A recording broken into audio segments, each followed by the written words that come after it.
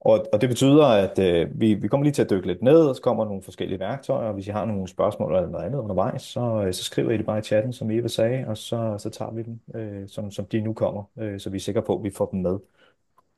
Øhm,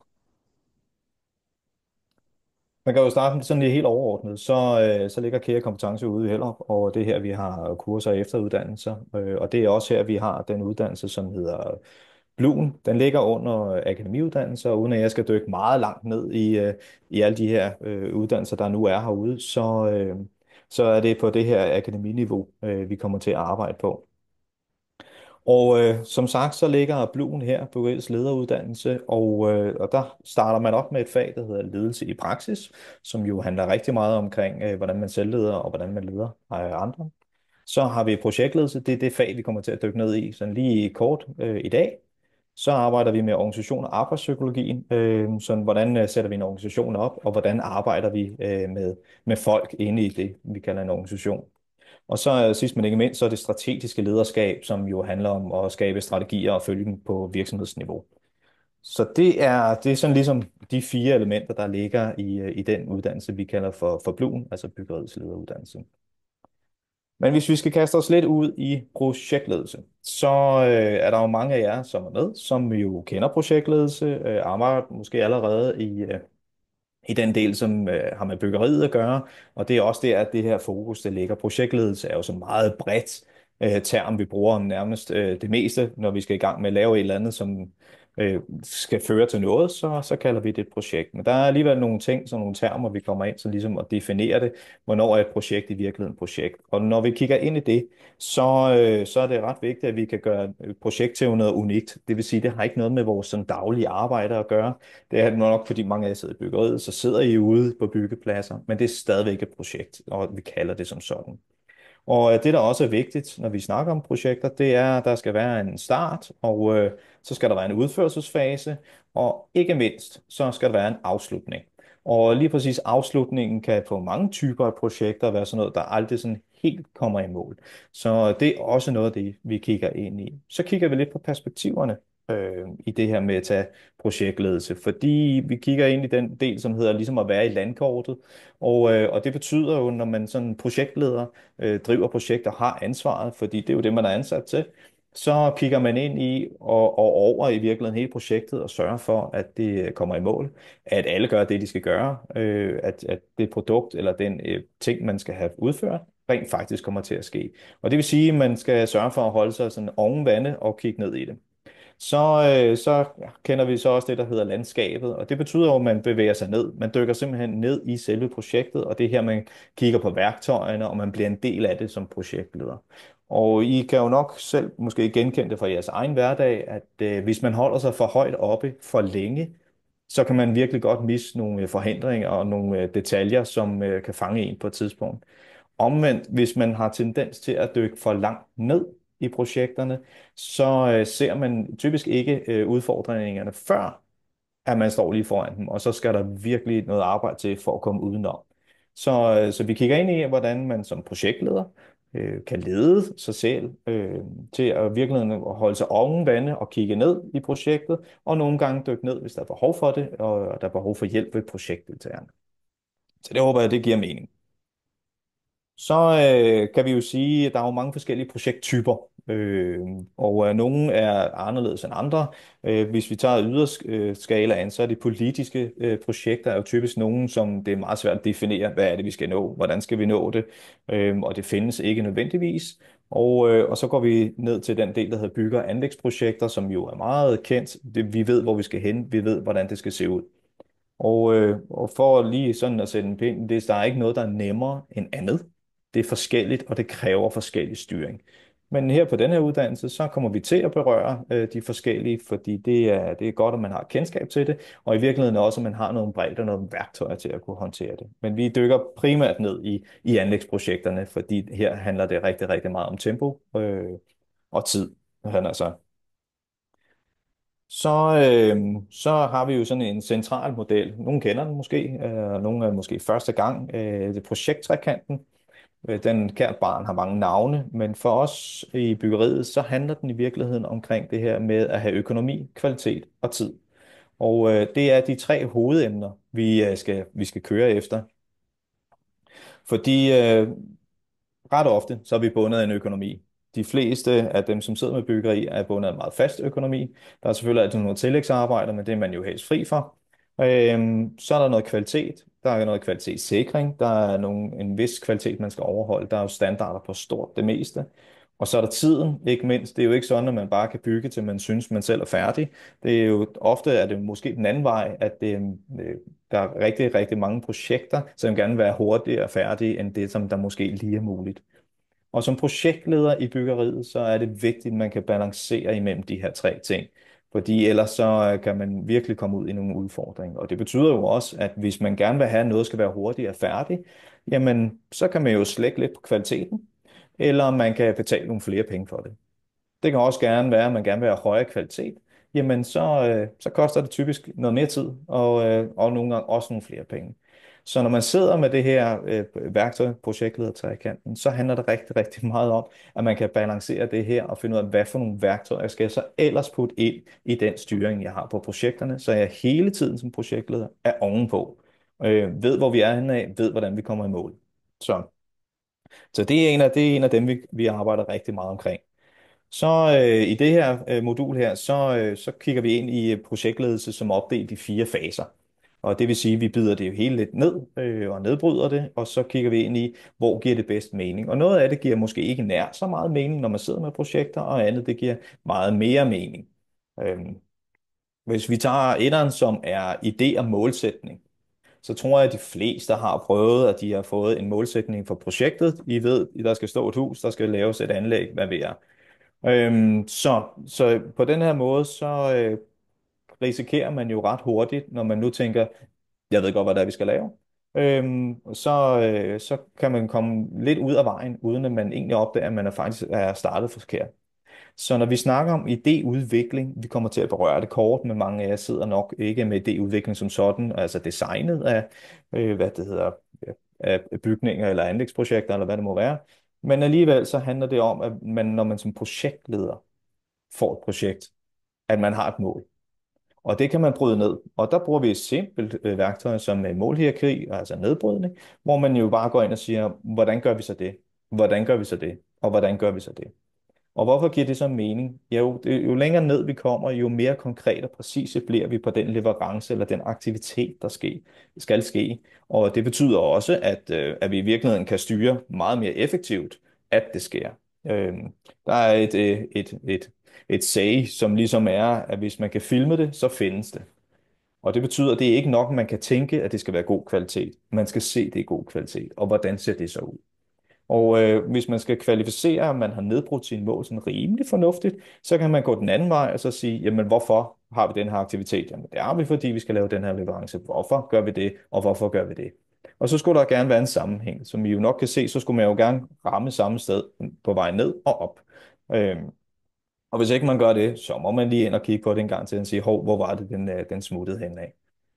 Så arbejder vi også efter en model, som de fleste, som arbejder med projekter, har hørt om også, som hedder SMART-modellen. I det her tilfælde hedder den SMART-modellen.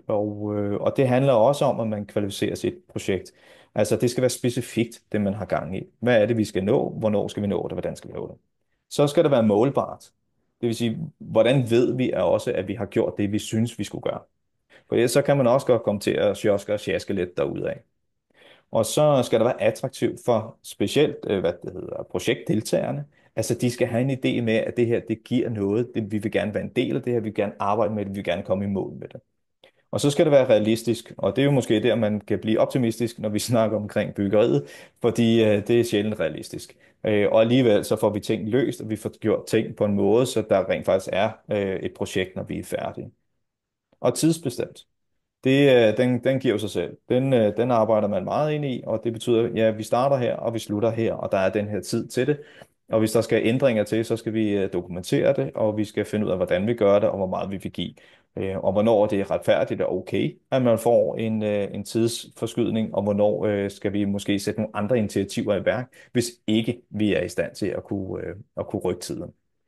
Og så den sidste, som er kommet til den her model her de seneste år, som hedder evaluerbart. Det vil sige, at vi skal også kunne sætte os ned på den anden side og finde ud af at sige, okay, nu har vi lavet det her projekt. Hvad skete der? Og når vi kan det, og vi kan se, at det hele er, som det skal være, jamen så kan vi ligesom lukke projektet og sige, bum, så er det sådan her der. Og det kan man jo ikke vente med, til man er færdig. Så det er man nødt til at lige have lavet en forestilling om inden, og der er den her model sådan en god nedbrydningsmodel til den slags. Hvis vi så går i fase 2, så er det også her, man jo meget ofte kan blive en lille smule overrasket. Det er fordi, her kigger vi ind i analyse og planlægning. Der er også et step, vi har en tendens til at springe hurtigt over, specielt i byggeriet, fordi vi vil gerne i gang, og det kan kun gå for langsomt. Så vi går direkte fra mål, vi ved godt, hvad det er, til at gøre det, der nu skal gøres.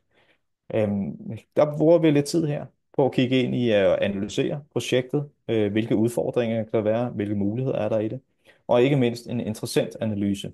Og interessentanalysen handler i bund og grund om, at man får identificeret alle de forskellige interessenter, altså personer, som kunne have en interesse i det her projekt, man nu har gang i. Fordi det hænder, at man en gang imellem får negligeret en interessent og tænkt, det er ikke væsentligt. Og så på et eller andet tidspunkt, så dukker interessenten op og i virkeligheden kan blokere noget, eller standse arbejdet helt.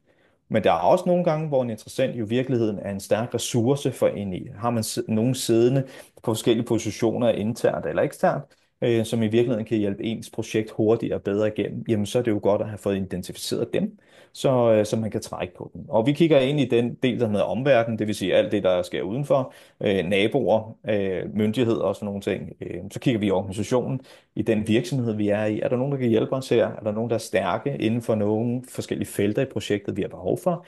Og så selvfølgelig projektorganisationen, som jo er den kerne af hvad det hedder, folk og medarbejdere, som driver et projekt igennem. Og når man begynder at identificere de her ting, så begynder man også at finde ud af, hvordan skal det kommunikeres til, for de skal nok ikke kommunikeres ensartet til alle sammen.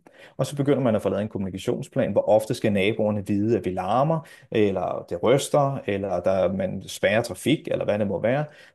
Fordi vi ved, at det er bare nemmere for folk at acceptere en forandring i dagligdagen, når man har hørt om den før, end når man lige pludselig opdager, at vejen er spærret, eller det begynder at ryste meget klokken meget tidligere om morgenen, eller hvad ved jeg, så kan de meget, meget, meget nemt gå hen og blive lidt bøvlet med at gøre.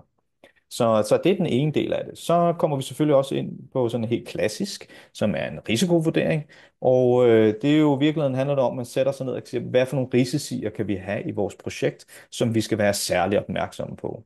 Man kan også have en mulighedsvurdering, der er det jo så selvfølgelig modsat. Er der nogle steder, hvor vi, hvis vi virkelig sætter fokus ind i det her, så kan vi få ting til at lykkes hurtigere, bedre og billigere, whatever. Og det kigger man jo så bare ind i og siger, men det her emne, jamen det kommer nok nærmest ikke, og det er sådan også fuldstændig ubetydeligt. Jamen, så er det måske ikke en risici, man skal tage. Omvendt, hvis det er ret sikkert, at det kan komme, og det også har en kæmpe, kæmpe indflydelse på ens projekt, så bør man håndtere det, inden at man står midt i det, og inden man skal håndtere det. Og jeg tror, uden at vi skal gå ind i meget lange diskussioner om det, så i går aftes, så var der nok en, som talte, som har sat nogle forandringer ind i hele den her del, som hedder risikoanalyse. Der er nogle virksomheder, som har fået nogle risici, de ikke havde før. Og rigtig mange har allerede arbejdet med det, fordi man vidste godt, at det her det kunne måske opstå. Og så er en simpel risikoanalyse et meget, meget effektivt og nemt værktøj at arbejde ind i. Så har vi fase 3. Det er den, som mange af jer nok kender. Det er der, hvor vi laver vores tidsplaner. Det er der, vi gør det, vi gør, bygger det, vi bygger, hvad det nu må være.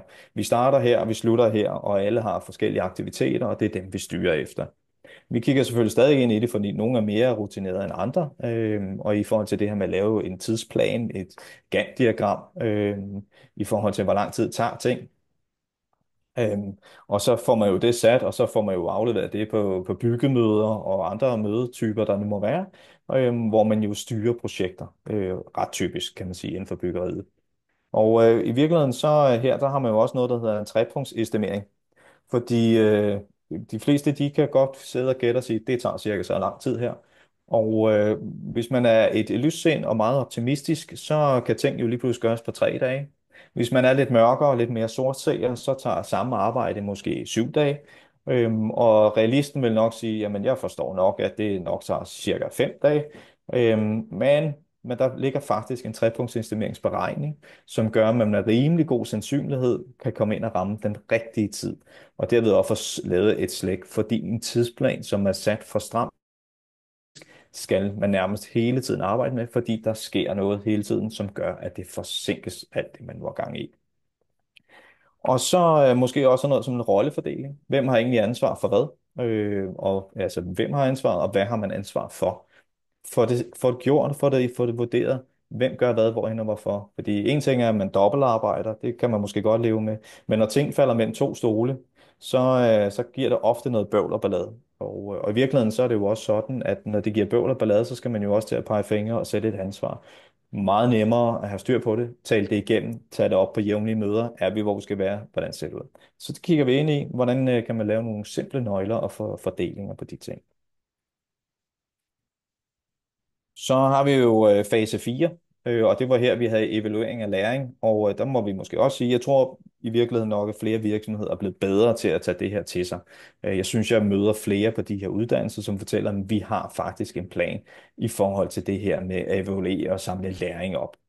Og det er ikke så uvæsentligt, kan man sige. Og det kan gøres rimelig simpelt, og det kan selvfølgelig også gøres meget, meget, meget kompliceret. Kompliceret har vi jo sjældent tid til, fordi det er jo meget ofte sådan, at når man er ved at afslutte et projekt, så er man faktisk også startet op på et nyt projekt.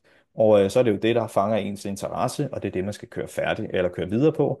Og så skal man forresten også lige have lukket det der andet projekt der. Så den her evaluering, det er ikke altid, at den når at komme med i hele vores måde at drive projekter på, og så er det jo, at vi går ud og gør det, vi hele tiden har gjort. Og hvis man har en super stærk projektløsning, og man altid kommer ud ret tid, økonomi, og bygger er glad, og man selv er glad, og der er fortjeneste og sådan nogle ting, så kan det jo virke meget godt. Hvis man har været ude for nogle udfordringer, så er det måske meget godt lige at kigge ind i at sige, hvor var det, at vi lige skal stramme lidt op, og hvilke ting gik i virkeligheden godt. Fordi jeg ved ikke, om alle har prøvet det. Jeg har selv siddet til møder, hvor vi skulle pege fingre og finde ud af, hvem det var, der ikke gjorde arbejdet godt nok. Og der er ikke noget som sådan et møde, som kan trække al energi og luft ud af et rum, og ingen har egentlig rigtig lyst til det. Og når man har været til dem et par gange, så begynder man at stoppe med at synes, det er sådan særlig morsomt. Så få sat noget positivitet ind og energi ind i det og sige, okay, hvad er det, vi arbejder med? Hvad har vi gjort godt? Hvad lykkedes egentlig? Kom vi overhovedet igennem med projektet? Og så begynde at tage fat i de ting, og selvfølgelig også få korrigeret på det, der ikke er. Man kan gøre forskelligt. Man kan bruge point, man kan bruge smileys, man kan bruge farver. I virkeligheden handler det om, at man ret hurtigt kan identificere det. Øhm, så er der jo den lidt mere komplicerede model, fordi man kan sige, der hvor vi alle sammen er inde og evaluere på tingene, jamen der starter man jo typisk for det personlige. Det her, jeg synes, det gik godt, eller jeg synes ikke, det gik så godt. Og det er jo relativt subjektivt, kan man sige. Så det er man jo nok nødt til at lige få en snak om, hvis man rent faktisk skal have noget læring ud af det. Så der begynder vi også at sætte noget teori på det her, hvordan styrer man og mennesker og alle sådan nogle ting. Altså det personlige domæne, produktionens domæne, altså hvad oplevede vi egentlig? Altså glemte vi bare nogle aftaler konsekvent, eller nogle værktøjer, vi ikke fik brugt? Og så er der refleksionen, hvordan sætter vi de her ting i spil bedre som projektorganisation, så vi kommer igennem. Fordi hvordan man indvender og drejer det, hvis man arbejder som projektleder, så er ens fornemmeste opgave i virkeligheden det, man også bliver betalt for, det er at få gennemført projekterne bedst muligt, hurtigst muligt. Og billigst muligt. Og det er det, man bliver målt på. Så jo mere man kan få sådan nogle værktøjer her kørt ind, og bare begynde at køre projekter igennem de her forskellige faser, jo mere effektiv kan man også gå hen og blive. Så det er de 4 faser, vi sådan ligesom kommer igennem som på den styringsmæssige, fordi nu ved jeg jo i introen i forhold til det hele, så snakker vi lidt om projektstyring og projektledelse. Og de ting, vi har gået igennem her, det handler rigtig meget om projektstyring. Altså nogle værktøjer, nu gør vi sådan, nu gør vi sådan, nu gør vi sådan. Og så gør folk jo lige præcis det, som vi beder dem om. Det ved vi jo. Når bare vi siger, at vi kører til højre, så kører alle til højre. Måske ikke helt. Fordi det er jo også sådan, at vi tager den her, der hedder ledelsen på. Og ledelsen er nok lidt underkendt, fordi det ville jo være dejligt, om alle bare gjorde det, man nu sagde, de skulle gøre, når man nu er leder. Det gør de jo utrolig sjældent. Mennesker, de laver alle mulige mærkelige ting, og de gør det, de synes, der er spændende på det tidspunkt, hvor de synes, det er spændende. Og de er med, så længe de giver mening for dem. Og når det ikke giver mening for dem mere, så er de ikke nødvendigvis med.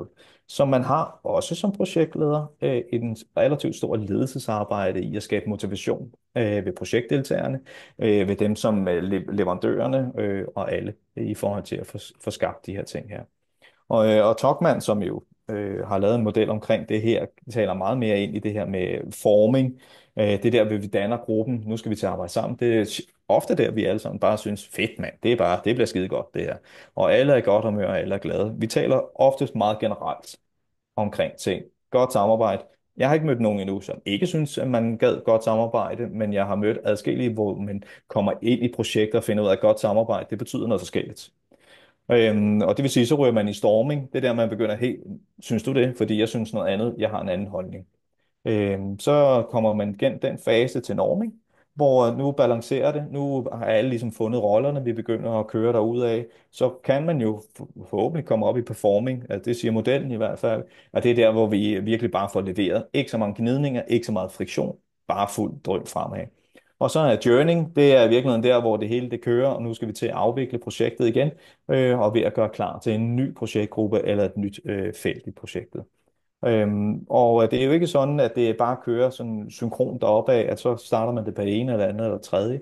Når der sker ændringer, risikoanalysen ikke lige var blevet lavet, og man får nogle input udefra en interessent, som kommer ind, en ny projektdeltager, så kan man meget nemt ryge frem og tilbage. Stærkt ledelsesværktøj og identifikationsværktøj for en leder at sige, hvor er vi egentlig henne? Hvad skal jeg gøre?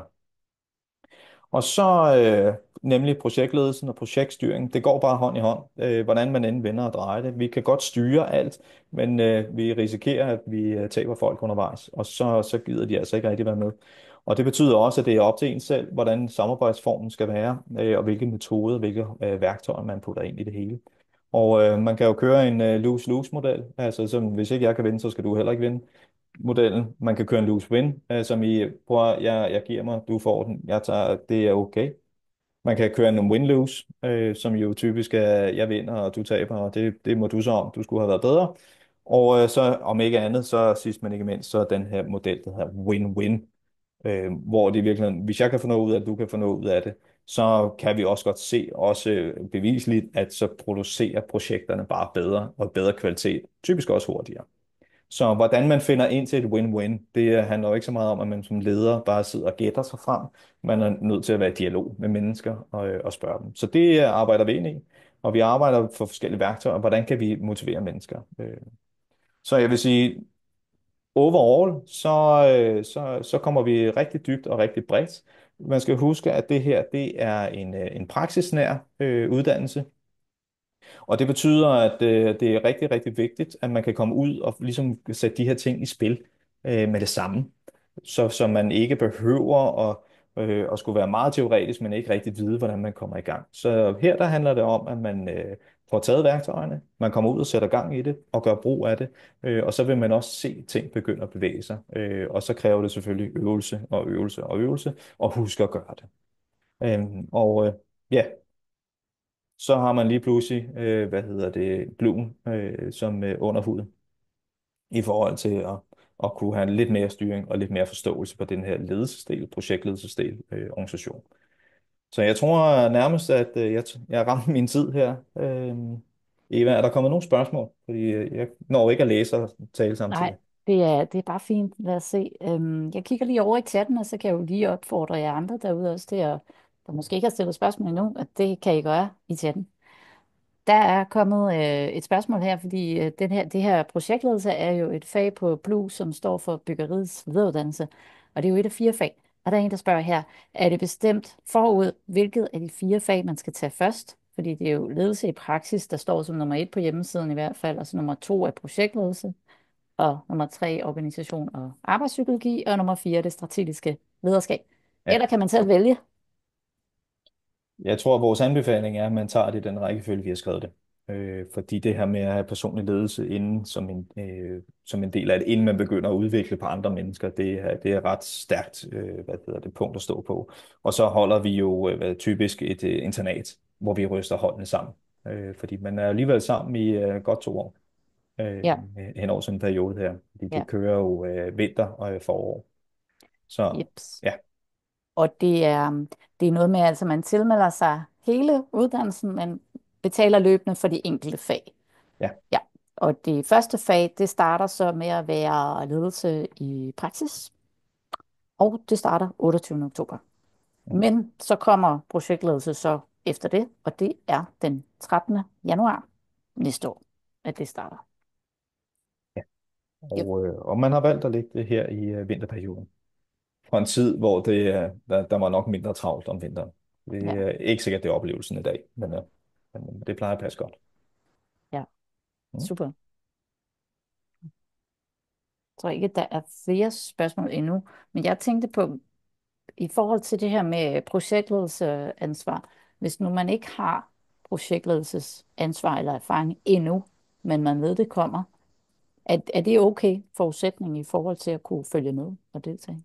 Ja, ja, og det er det, fordi vi kigger jo ind i de deltagere, der sidder på et hold, så finder vi ud af, hvor er de henne, og så tilpasser både Thomas, som har det første og det sidste fag, og jeg har de to midterste fag, så kigger vi jo ind i det, og så afstemmer vi efter, så man får noget ud af det, fordi projekter findes stort set alle steder.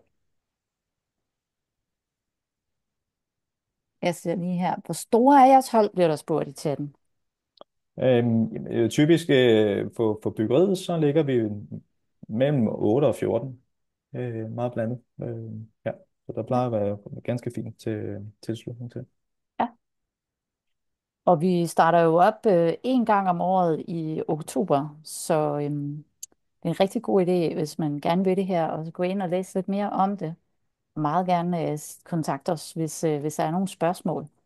Så smider vi også lige på en mail, vi sender ud her i løbet af et par dage, med nogle kontaktinformationer for uden optagelse af slides. Mm, Ja, ja, yes, ja, der er ikke mere lige nu. Så kan jeg måske slå et slag for noget, som hedder økonomisk tilskud. Vi nævnte, at der er betaling på den her uddannelse. Det betyder, at det er noget, som ja, der er deltagerbetaling på. Og I har mulighed for at undersøge selv, om I kan få tilskud til jeres efteruddannelse via noget, der hedder kompetencefonde. Der er forskellige fonde, alt efter hvor man er fagligt organiseret, og der kan I gå ud og undersøge der, hvor I nu hører til. Det kunne jo være 3F eller lignende. Der er det typisk sådan en fond, man kan søge, og så få måske dækket hele eller delvis af, hvad uddannelsen koster.